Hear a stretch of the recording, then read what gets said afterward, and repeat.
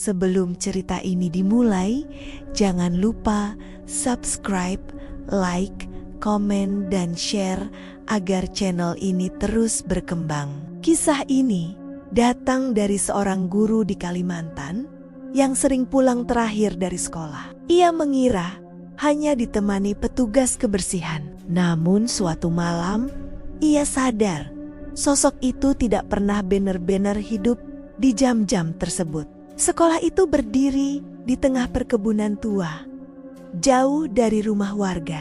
Jika malam turun, lorong-lorongnya menjadi gelap seperti perut hutan. Guru itu terbiasa bekerja lembur, menyiapkan materi esok hari. Setiap malam, ia selalu mendengar suara sapu diseret, disertai suara napas berat seseorang yang suka bekerja diam-diam di sudut aula. Awalnya ia menganggap itu hanya rutinitas penjaga kebersihan.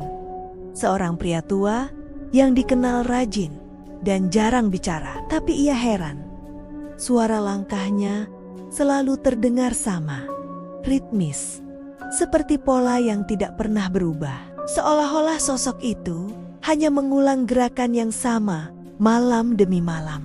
Suatu malam hujan deras, guru itu memutuskan menyapa sang petugas kebersihan yang terlihat sedang mengepel dekat ruang tata usaha. Tapi saat ia mendekat dan memanggil, sosok itu tidak menoleh. Guru itu melihat tubuhnya agak membungkuk, gerakannya lambat, dan air hujan yang menetes dari atap seperti menembus tubuhnya begitu saja. Ketika ia menunduk untuk memastikan apakah lantai benar-benar basah, ia terkejut karena tidak ada sedikit pun bekas pel. Lantai itu kering seperti belum tersentuh. Tapi sosok itu terus menggerakkan tangan, mengepel lantai yang sebenarnya tidak pernah basah dan tidak pernah kotor. Malam itu, bulu kuduknya mulai berdiri. Keesokan harinya, guru itu bertanya pada rekan kerja tentang jadwal petugas kebersihan. Salah seorang guru senior menjawab santai bahwa petugas kebersihan sudah digantikan orang baru sejak 2 tahun lalu. Yang lama sudah meninggal waktu kecelakaan.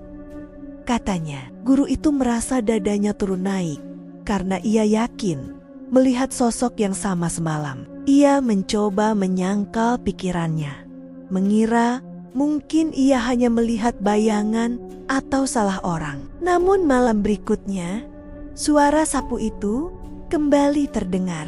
Ketika ia keluar kelas, lorong itu kosong, hanya suara sapu yang seakan diseret dari ujung koridor. Padahal cahaya lampu tidak menunjukkan siapapun di sana. Semakin lama ia memperhatikan, semakin jelas bahwa suara langkah itu tidak pernah mendekat, hanya berputar di area yang sama, seperti rekaman rusak yang diputar berulang. Terkadang terdengar gumaman lirih, seperti seseorang yang meminta maaf atau mengulang sesuatu yang belum selesai ketika ia masih hidup. Malam berikutnya, keberaniannya diuji. Saat ia melewati ruang UKS, ia melihat sosok pria tua itu berdiri menghadap dinding, memegang sapu dengan kedua tangan. Tubuhnya seperti tidak memancarkan bayangan sama sekali. Ketika pintu terbuka tertiup angin, sosok itu menghilang seolah tertelan gelap, meninggalkan udara dingin yang menusuk. Guru itu akhirnya mencari tahu lebih jauh. Seorang penjaga malam bercerita bahwa petugas kebersihan lama itu meninggal saat sedang bekerja, tepat di lorong tempat suara sapu itu sering terdengar.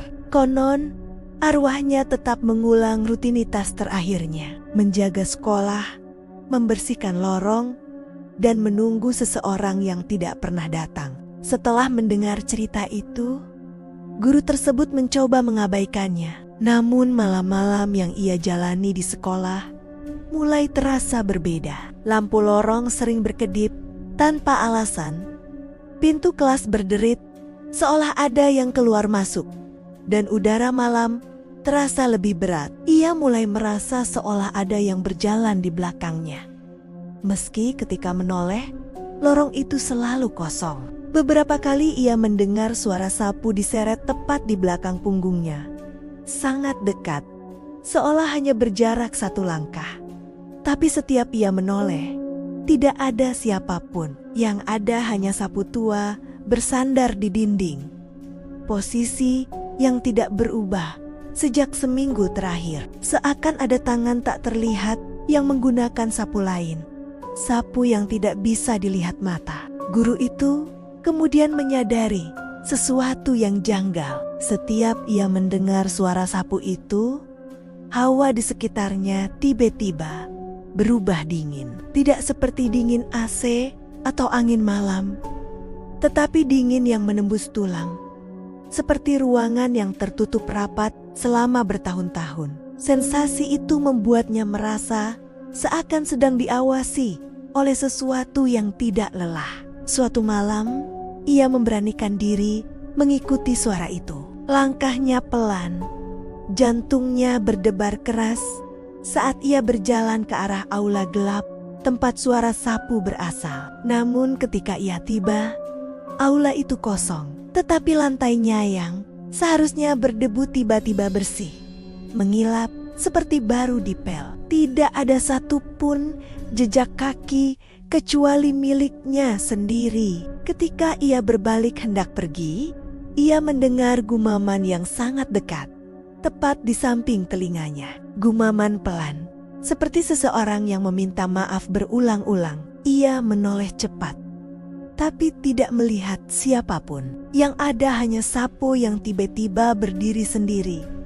tegak lurus tanpa ada penyangga, lalu perlahan-perlahan jatuh ke lantai. Keesokan paginya, ia menceritakan kejadian itu kepada penjaga malam.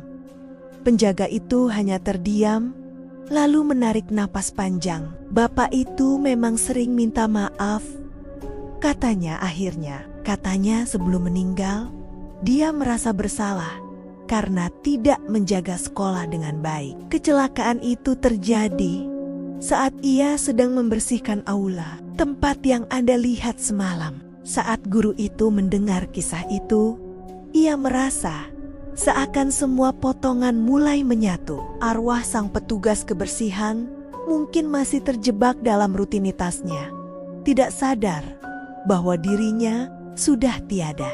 Tetapi ada hal lain yang membuat guru itu khawatir. Mengapa arwah itu selalu berada di aula? Apa yang sebenarnya terjadi di tempat itu? 2 tahun lalu, ia mulai menggali cerita dari para guru senior. Mereka bercerita bahwa malam sebelum kecelakaan, petugas kebersihan itu terlihat gelisah. Ia mengaku melihat sosok perempuan bergaun putih berdiri di ujung lorong, memanggilnya dari kegelapan. Sejak kejadian itu, ia bekerja sambil ketakutan, seolah ada yang menguntitnya dari balik bayangan. Konon, malam ketika ia meninggal, ia berlari keluar aula dengan wajah ketakutan. Ia terjatuh, kepalanya membentur dinding, dan ditemukan tak bernyawa keesokan paginya. Tidak ada tanda ada orang lain di sana. Namun guru itu mulai memahami sesuatu. Mungkin arwah petugas itu bukan satu-satunya penghuni sekolah di malam hari. Mungkin ada sosok lain. Malam berikutnya, ketika guru itu sedang beres-beres kelas, ia mendengar suara sapu diseret, beriringan dengan suara langkah kaki kecil. Bukan langkah seseorang dewasa, bukan pula suara sepatu. Langkah itu ringan, cepat, seperti seseorang atau sesuatu yang berlari kecil. Namun, lorong itu sepenuhnya kosong dan suara itu terus bergerak mengelilinginya. Guru itu mengikuti suara langkah kecil itu meski seluruh tubuhnya menolak. Lorong sekolah yang biasanya tampak biasa kini terasa terlalu panjang, terlalu sunyi, terlalu dingin.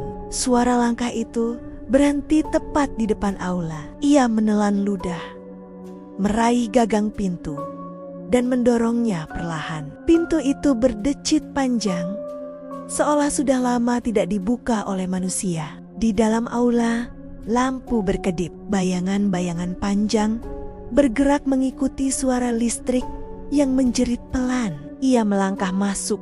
Udara berubah drastis, dingin menusuk. Di tengah ruangan, sapu tua berdiri tegak, seolah ada yang memegangnya. Namun, tidak ada siapapun, hanya suara napas pendek yang bergetar dari sudut ruangan. Napas yang bukan miliknya.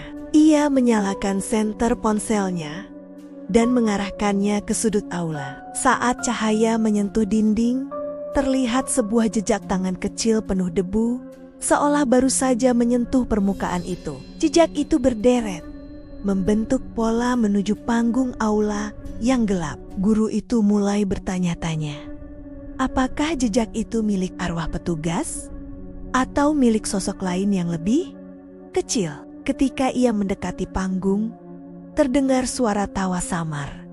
Bukan tawa gembira. Tawa itu patah, tersendat, seperti suara seseorang yang sudah lama lupa cara tertawa. Senter ponselnya berkedip, lalu mati. Dalam kegelapan total itu, tawa kecil itu berubah menjadi bisikan lirih tepat di belakang telinganya. Ia menahan napas, tidak berani bergerak atau menoleh. Ketika lampu ponselnya kembali menyala, ia melihat bayangan seorang anak kecil berlari menyeberangi panggung. Tubuh kecil itu tembus pandang, bergerak dengan kecepatan aneh, seperti potongan video yang rusak. Di belakang bayangan itu, berdiri sosok lain lebih tinggi, lebih gelap, hanya terlihat sebentar sebelum menghilang. Aula itu kembali sunyi. Ia keluar dari aula dengan tubuh gemetar. Ketika ia hendak menutup pintu, ia melihat sapu itu kembali jatuh dengan suara keras. Suara yang tidak seharusnya terjadi jika tidak ada tangan yang menjatuhkannya. Seolah arwah petugas kebersihan itu ingin memperingatkannya, atau mungkin meminta bantuan. Guru itu mulai merasa bahwa ia dibawa ke sesuatu yang lebih besar. Malam berikutnya, ia datang membawa keberanian dan kamera kecil. Ia ingin membuktikan kepada dirinya sendiri bahwa yang ia lihat bukan ilusi. Ketika ia merekam lorong sekolah, kamera menangkap sesuatu yang tidak dilihat oleh matanya. Sosok petugas kebersihan berdiri membelakanginya, memegang sapu, namun wajahnya tampak buram, seolah tertutup kabut tipis. Saat ia memutar rekaman itu kembali, ia melihat sesuatu yang membuat darahnya membeku. Di belakang arwah petugas kebersihan itu, muncul bayangan lain. Bentuknya seperti perempuan kurus dengan rambut panjang menutupi seluruh wajah. Sosok itu mendekat, lebih dekat, hingga kamera menangkap siluet tangannya yang terangkat, seolah hendak meraih tengkuk guru itu. Guru itu jatuh terduduk. Ia baru menyadari bahwa arwah petugas kebersihan itu bukanlah ancaman. Justru arwah itu terlihat seperti sedang melindunginya. Mungkin 2 tahun lalu, arwah itu juga diburu oleh sosok perempuan yang sama. Rahasia kelam yang menyebabkan kematiannya rupanya belum selesai. Dan kini, guru itu menjadi saksi berikutnya. Di malam terakhir, guru itu kembali ke aula. Ia menutup mata, lalu mengucapkan doa untuk arwah petugas kebersihan itu. Udara yang berat perlahan menghangat. Sapu di tengah ruangan rebah pelan, seolah rasa terima kasih terakhir. Namun sebelum ia pergi, ia mendengar suara langkah kecil mundur perlahan. Ada arwah lain yang belum tenang, dan ia sadar beberapa kisah di sekolah ini tidak ingin diungkap, hanya ingin didengarkan.